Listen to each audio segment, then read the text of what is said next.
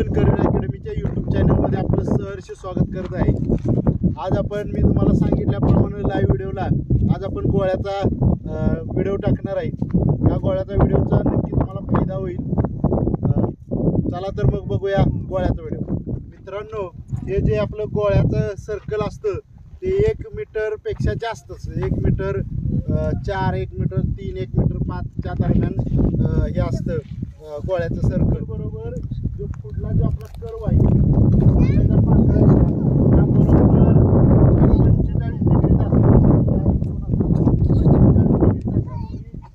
केलेले असतात बघा। त्याच्याबरोबरच ह्यो जो मधला कर्व आहे जो मध्य भाग आहे त्या मध्य भागाला 2-2 रेषा असतात। पुढील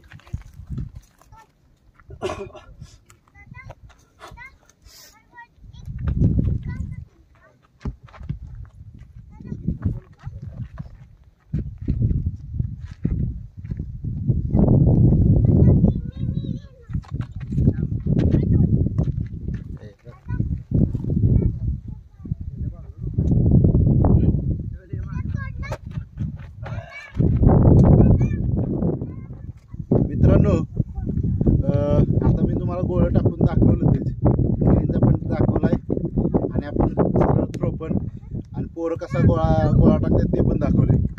आता हा जो गोळा आहे त्या गोळ्याचं वजन किती आहे ते मला कमेंटमध्ये सांगा।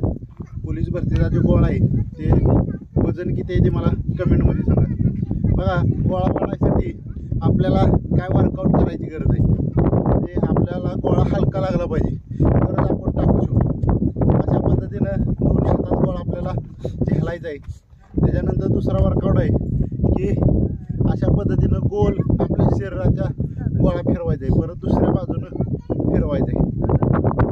हे 10-10 वेळा जर तुम्ही केलं तरी तुमच्या गोळ्याला तुमच्याकडे हातात हळूहळू पावर तयार होईल। एक 10 ते 15 दिवसात तुम्ही म्हणणार आज तुम्ही केलं की उद्या गोळा माझा आउट ऑफ पडला पाहिजे असं नाही। तुमच्या ही जी फॉरआर्म्स आहे त्या फॉरआर्म्समध्ये पावर वाढणार।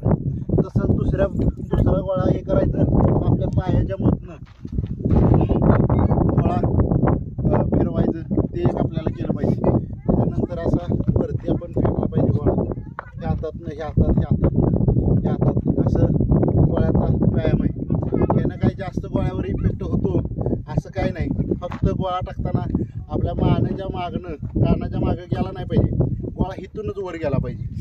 आणि तुम्ही कशी पण पद्धत वापरा गोळा टाकायची, फक्त एकच टेक्निक, ज्या वेळेला गोळा आपल्या हातात धरतोय त्यावेळेला आपण असं थ्रो करताना आपला हात मागं राहतो, आपल्या हातावर जास्त ताण येतो, त्याच्यामुळे आपला गोळा जास्त पडत नाही।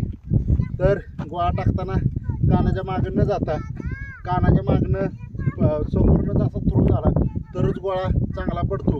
आता त्याच्यासाठी एक आपण वर्कआउट बघणार आहे। कानाच्या मागं न गोळा जाता हिथनंच कसा वर गेला पाहिजे, हिथनंच कसा थ्रो करायचा त्यासाठी आपण बघणार आहे वर्कआउट। बघा, ज्या आपला गोळा वाढायसाठी, गोळा आपला पाडायला चांगला पडल्यासाठी आपल्याला गोळा हलका लागावा म्हणून गोळासारखा आपण हाताळायचा।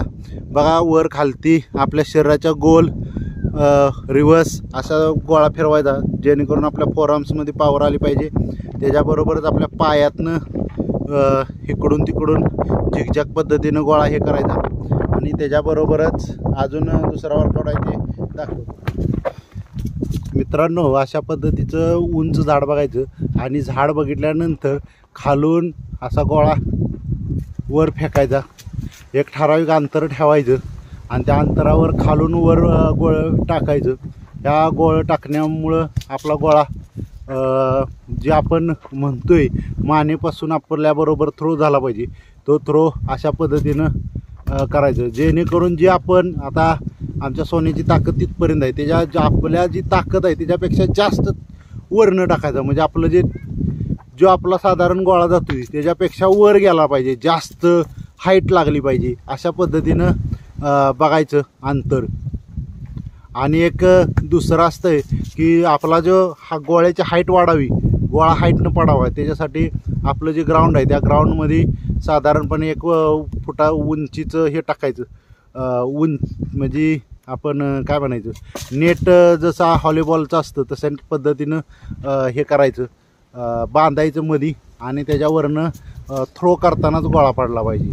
नंतर आपण अशा पद्धतीनं गोळा एकदम ताकदीनं मागं फेकायचं आहे. परत एकदा टाक. जेवढी आपल्याकडं ताकद असेल तेवढ्या ताकदीनं आपण गोळा मागं फेकायचा आहे. बघा आता हे झाल्यानंतर आपल्या अजून पावर यासाठी समोर फेकायचं. समोर समोर हां हां बघा अशा पद्धतीनं. अजून एक पद्धत आहे बघा. असं आपण 10-10 वेळा त्या गोळ्याचा सराव केला पाहिजे, जेणेकरून गोळा आपल्याला हलका लागला पाहिजे.